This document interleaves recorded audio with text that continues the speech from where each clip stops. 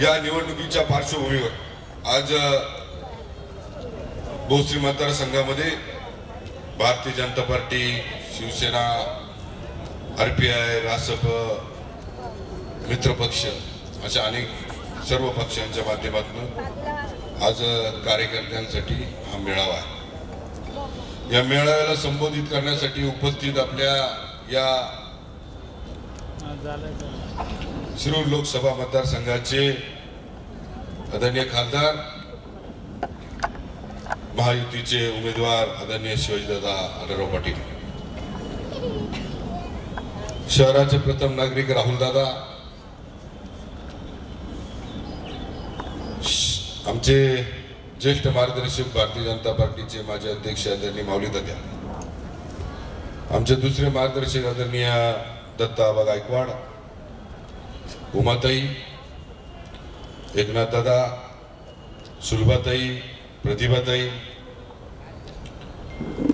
शैलाताई मोळक, युवा सेनेचे अध्यक्ष, भारतीय जनता पार्टी युवा मोर्चाचे अध्यक्ष आदरणीय रवी भाऊ, पुणे जिल्हा शिवसेना अध्यक्ष राम गावडे, व्यासपीठावर असलेले आमचे सगळे नगरसेवक, नगरसेविका, आमचे महेश कुलकर्णी असतील, बाळासाहेबांना गावाने असतील, सगळेच लोक व्यासपीठावर। उमेदवार आता फार वेळ आपल्यामध्ये बसणं योग्य नाही, कारण बऱ्याच ठिकाणी पोहोचायचे, मतदारसंघ मोठा आहे, चिंचोशीला कार्यक्रम आहे, त्या कार्यक्रमाला उमेदवारांना तिथे पोहोचायचे, कीर्तन संपायच्या आधी म्हणजे ते आचारसंहितेचा परत हे आहे, त्यामुळं जरा थोडं मी व्यासपीठावरील मान्यवरांची, सर्व पक्षाच्या मान्यवरांची माफी मागतो आणि समोर उपस्थित असलेल्या खऱ्या अर्थानं माझ्याबरोबर या व्यासपीठावर बसण्यासाठी जे सर्वजण आलेले आहेत त्या सर्वांच्या मागे खंबीरपणे उभे राहणारे सर्व बंधू आणि भगिनी,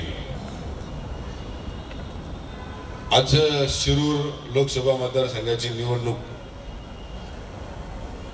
अत्यंत गाजती। भारतीय जनता पार्टी शिवसेनेची युती होईल आणि युती झाल्यानंतर युती धर्म पाळला जाईल का नाही याच्यावर अनेक चर्चा आपल्याला अनेक माध्यमातून ऐकायला मिळतात। मी भारतीय जनता पार्टीमध्ये आल्यापासून आमच्या उमाताई, महेश भाऊ, सगळे जे जुने लोक आहेत त्यांना माहिती आहे, भारतीय जनता पार्टीमध्ये आल्यापासून मी ज्याही वेळेस व्यासपीठावर गेलो भारतीय जनता पार्टीच्या कार्यक्रमाला,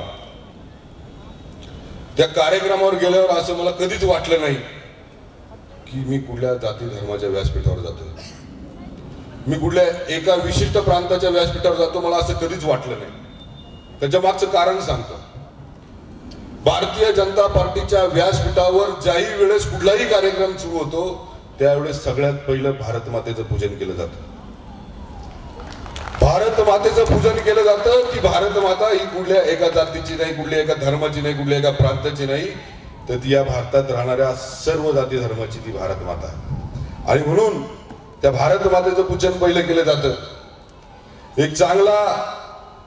एक उदाहरण मला आज तुम्हाला सांगायचंय, मी एका कार्यक्रमाला होतो, 50 वर्ष पाकिस्तानला हरवल्यानंतर 50 वर्ष पूर्ण झाली होती, त्या युद्धात सहभागी झालेल्या 50 त्या सैनिकांचा सत्कार एका संस्थेने ठेवला होता, मला वाटतं त्या आचार्य यात्रे सभागृहामध्ये होता। त्या सभागृहामध्ये मी गेलो, त्यावेळेस युद्धात लढलेला माणूस, त्याचं भाषण मी ऐकलं। त्याचं भाषण ऐकल्यानंतर कुठंतरी असं वाटलं की ज्यांच्यामुळे आपण सुरक्षित आहे, ज्यांच्यामुळे आपण आपल्या मुलांचं भविष्य घडवतो, आपला प्रपंच, संसार, सगळं काही आपण पुढे नेतो, त्या लोकांचं मत, त्या लोकांचं मार्गदर्शन काय आहे हे मला ऐकून फार खंत वाटलं। त्या रिटायर्ड कर्नलने आम्हाला असं सांगितलं त्यावेळेस भाषणात की ज्या वेळेस आम्ही युद्ध करत होतो त्यावेळेस माझ्या शेजारी लागणारा सैनिक हा कुठल्या जातीचा नव्हता, कुठल्या धर्माचा नव्हता, कुठल्या प्रांताचा नव्हता, तो या माझ्या भारताचा होता, तो माझ्या हिंदुस्थानचा होता।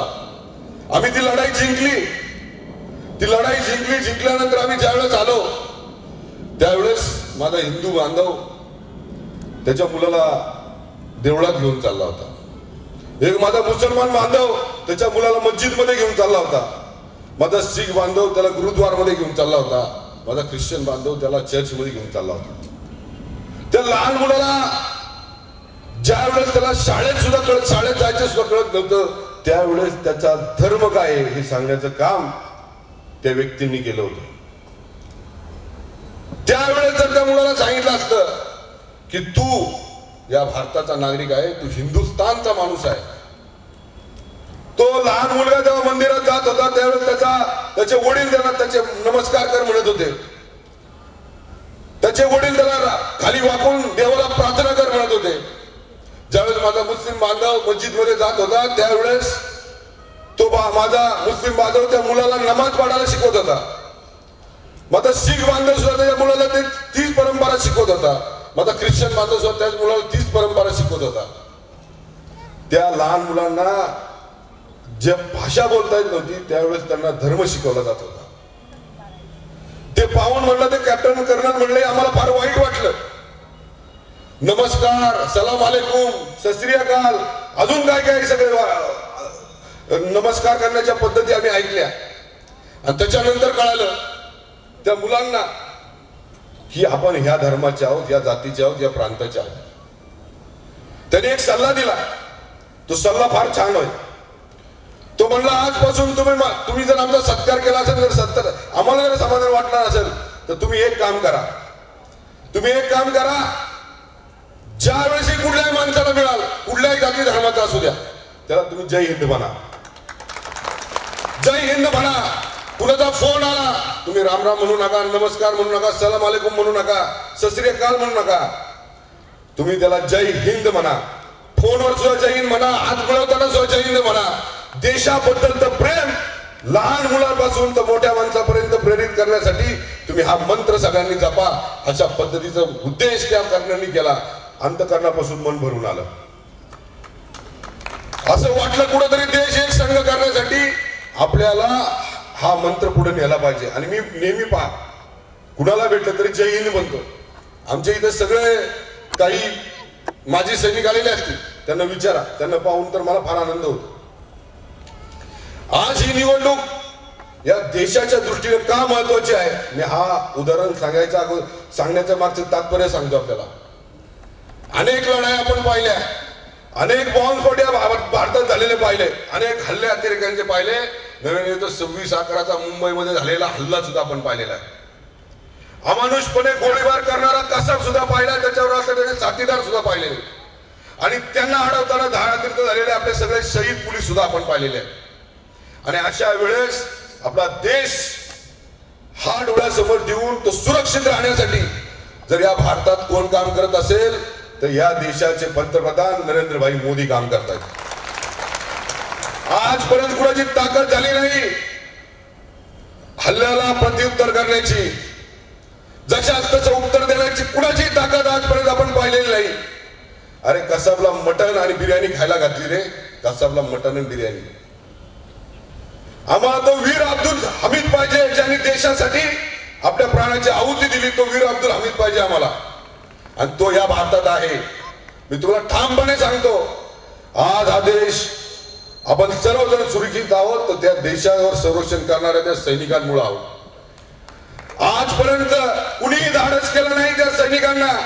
त्यांच्याकडे पराक्रम आहे, त्यांच्याकडे शौर्य आहे, त्यांच्याकडे ताकद आहे, त्यांच्याकडे युक्ती आहे, पण त्यांना आजपर्यंत नरेंद्र मोदींभाई व्यतिरिक्त कुणीही ताकद दिली नाही. जा आणि त्यांनी त्याचं उत्तर दिलं, त्याच्यापेक्षा जोरात उत्तर तुम्ही द्या, अशा पद्धतीची भूमिका कुणी घेतली नाही. ती भूमिका आज नरेंद्रभाई मोदींनी घेतली. आज मला ठामपणे विश्वास वाटतो, आज शाळेत जाणाऱ्या मुलाला सुद्धा विचारलं, रस्त्यावर बसणाऱ्या जाणाऱ्या एखाद्या व्यक्तीला विचारलं, माझ्या भगिनीला विचारलं, तुझा देश सुरक्षित आहे का, तर ती ठामपणे सांगते माझा देश सुरक्षित आहे, कारण माझ्या देशाचे पंतप्रधान नरेंद्रभाई मोदी आहेत.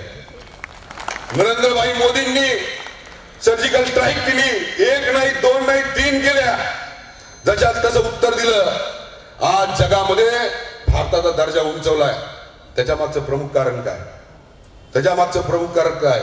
ही निवडणूक मित्रांनो, ही निवडणूक राजकीय हिवेदावे स्वतःच्या प्रांतासाठी, स्वतःच्या जाती धर्मासाठी नाही आहे. ही निवडणूक आहे देशाच्या अस्मितेची, ही निवडणूक आहे देशाच्या सुरक्षेची. उद्या माझ्या घरातली महिला, माझ्या घरातला मुलगा जर चांगलं शिक्षण त्याला हवं असेल, चांगलं त्याचं आयुष्य भविष्य चांगलं करायचं असेल, तर आपला देश चांगला राहायला पाहिजे. आणि ही निवडणूक देशाच्या हितासाठी आहे.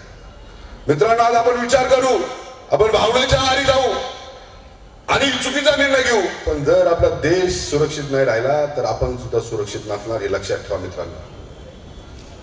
आपल्याला स्वतःला मनापासून विचार करा. शेजारी बसलेल्या कार्यकर्ते, माझ्या प्रत्येक कार्यकर्त्याला विनंती आहे, शेजारी बसलेल्या प्रत्येक नागरिकाला, आपल्या घराजवळच्या नागरिकाला, आपण जिथं जातो तिथं बसणाऱ्याला फक्त एक सांगा, आपला देश सुरक्षित ठेवायचा असेल तर परत एकदा नरेंद्रभाई मोदी हेच पंतप्रधान असले पाहिजे. ही भूमिका आपल्या सगळ्यांची असली पाहिजे. राजकीय देवे होत राहतील, घराच्या शेजारी सुद्धा, घरात सुद्धा भांडणं होत राहतात, आपापसात एकमेकांबरोबर भांडणं होत राहतात, मित्रात होतात, भावात होतात, सगळ्यांमध्ये होतात, ती मिटतात सुद्धा. ती भांडणं असतात, ती किरकोळ असतात. पण जर एक चूक आपल्याकडनं घडली, या लोकसभेच्या निवडणुकीमध्ये एक चूक आपली घडली, तर आपल्याला परत 50-60 वर्ष मागे जावं लागेल. परत हा देश प्रांतामध्ये, जाती धर्मामध्ये विभागला जाईल आणि मग परत कोण कुणाच्या सुखदुःखात सहभागी होणार नाही.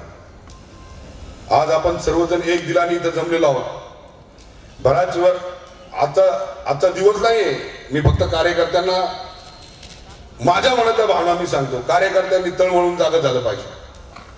आज शिवाजीदादांचा आणि माझ्यामध्ये काय झालं काय नाही याच्याबद्दल मी बोलणार नाही. तर मी कधीच 2014 असू द्या किंवा 2009 असू द्या, मी दादांच्या संदर्भामध्ये जेव्हापासून दादांची माझी मैत्री झाली, तर आज या व्यासपीठावर बोलतो, या डेस्कवर बोलतो, तोपर्यंत आदरणीय शिवाजीदादांच्या संदर्भामध्ये माझ्या तोंडातून एकही सुद्धा चुकीचा शब्द निघालेला नाही. आणि ही संस्कृती आपली, लहान दाखला चुकला तर कान धरण्याचा अधिकार मोठ्या लोकांना असतो. आणि मी या भूमिकेची नेहमी समरस झालेलो आहे की जर एखादा चुकीचा वागत असेल तर त्याला सरळ, माझ्यापेक्षा लहान धाकटा असेल तर त्याला सुद्धा चांगला मार्ग दाखवण्याचं काम मी करणार आहे. शिवाजीदादांच्या माध्यमातून 3 तर या शिरूर लोकसभा मतदारसंघामध्ये त्यांच्या कार्याचा आपण सर्वजण आढावा पाहताय. तळागाळातल्या लोकांपर्यंत त्यांचा संपर्क आहे. बऱ्याचशा गोष्टी अशा आहेत की त्या इथं बोलायच्याच नाहीत, त्या मला एखाद्या मोठ्या सभेमध्ये बोलायच्या. दादा, मग त्यात बैलगाडा आहे, रेड झोन आहे, अनधिकृत बांधकाम आहे, सगळ्या ज्या काही मूलभूत समस्या आहेत त्याच्यात एका दिवशी कुठल्या तरी सभेत मी बोलेन. हा कार्यकर्त्यांचा मेळावा. पण एक गोष्ट बाकी या कार्यकर्त्यांना मी निश्चितपणे सांगतो, आणि दादा तुम्ही पण ती तुमच्या भाषणात पुढेही तुम्ही घ्या. मला वाटतं बैलगाडाचा हा जो काही संघर्ष आहे हा तुम्ही अखंडपणे चालवलेला आहे.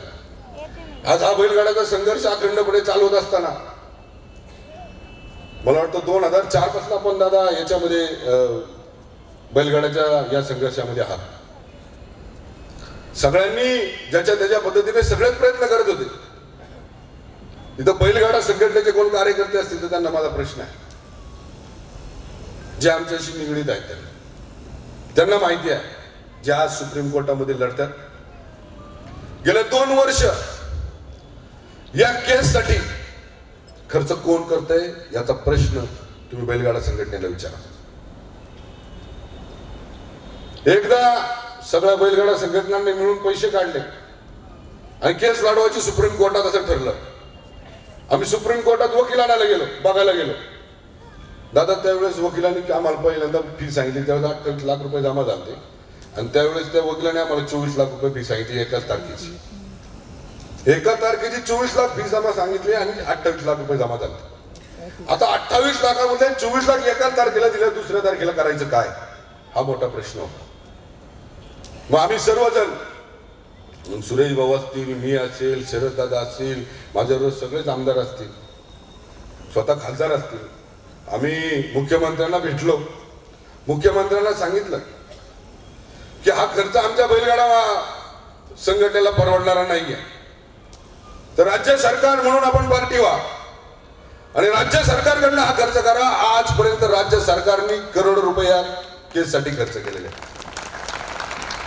मग सांगण्यामागचं कारण हे आहे, 4 वर्षापासून जर याच्या 2 वर्षापासून जर खर्च राज्य सरकार करतंय, तर बैलगाडाचा संघर्ष पुढे नेण्याचं काम राज्य सरकारच्या माध्यमातून आजपर्यंत चालू आहे. अनेक गोष्टी आहेत त्या आपण एखाद्या व्यासपीठावर बोलू ज्यावेळेस मोठ्या सभेमध्ये असेल त्यावेळेस. मी यावेळेस कार्यकर्त्यांना फक्त एवढंच सांगणार आहे की फक्त हा मनातला हेवेदावा जो आहे तो बाजूला काढा. आता सुलभाताईंनी सांगितल्याप्रमाणे कुठलाही एकमेकांमध्ये जो काही अंतर असेल ते दूर असेल ते कमी करा. रोज सकाळी उठा. जसं आम्ही प्रचार यंत्रणा आता तयार केलेली आहे, विजूदाजींनी आम्ही सगळ्यांनी बसून केलेली तयार. आमच्याकडं दोन्ही महापौर राहतील, पक्षनेते राहतील, ही सगळीच मंडळी तिथं काम करतील. शिवसेनेकडनं याच्यावर यंत्रणा राहील. भाजप, शिवसेना, RPI, रासप सगळेच मिळून त्या यंत्रणेने काम करतील. माझी आपल्याला नम्र आणि कळकळीची विनंती आहे. ही विनंती याच्याकरता आहे, मी एक नवीन ऍप चालू केलेला आहे, त्याच्यावर गेट वेल सून एक चांगला ऍप आहे. त्या ऍपची माहिती आपल्याला सांगतो, लवकरच ते लोकांपुढे. त्या ऍपचं महत्व काय आहे माहिती तुम्हाला सांगतो. ही पहिलीच संकल्पना आपण चालू करतो. याच्यामध्ये कुठल्याही राजकीय पक्षाच्या कुठल्याही नेत्यावर, कुठल्याही उमेदवारावर, कुठल्याही कार्यकर्त्यावर अजिबात चुकीचा शब्द टाकायचा नाही, अजिबात. आणि जर कोण टाकत असेल तर त्याला गेट वेल सून म्हणायचं. इडियट पिक्चर पाहिला ना, तसं त्याला सुधरवायचं परत चांगलं करून आपल्याला आणायचं. मित्रांनो, ही सोशल मीडिया एकदम चांगली आहे, पण ती वापरण्याचं काम हे चांगल्या विचारांनी झालं पाहिजे.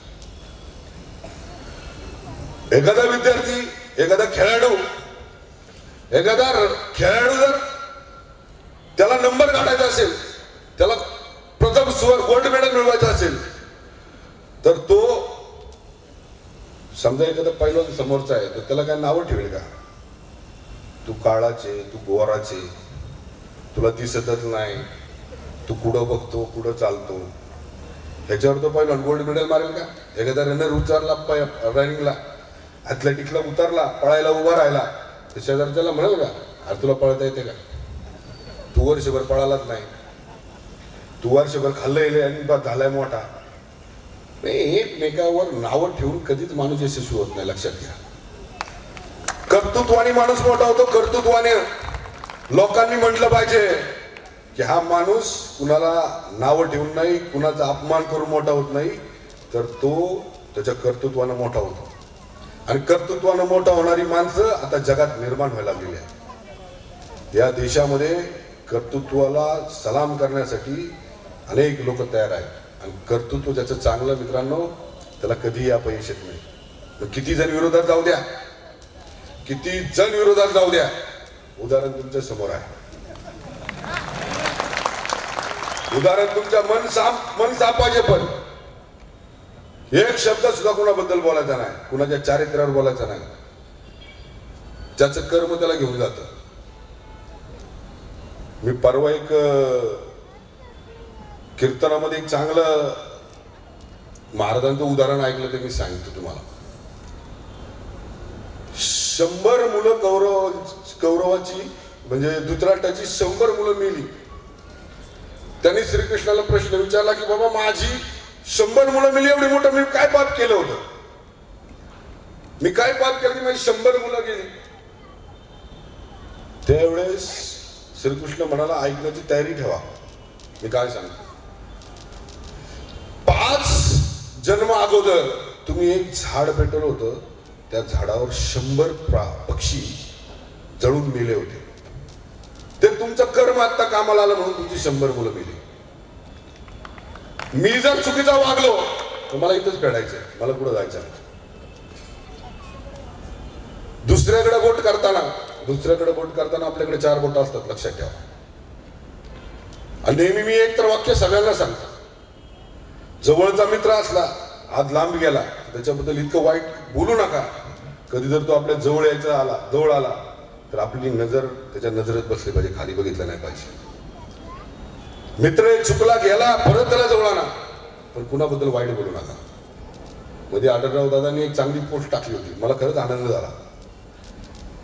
अरे वाद विवाद सगळ्या गोष्टी याला जास्त महत्व आपण देतो.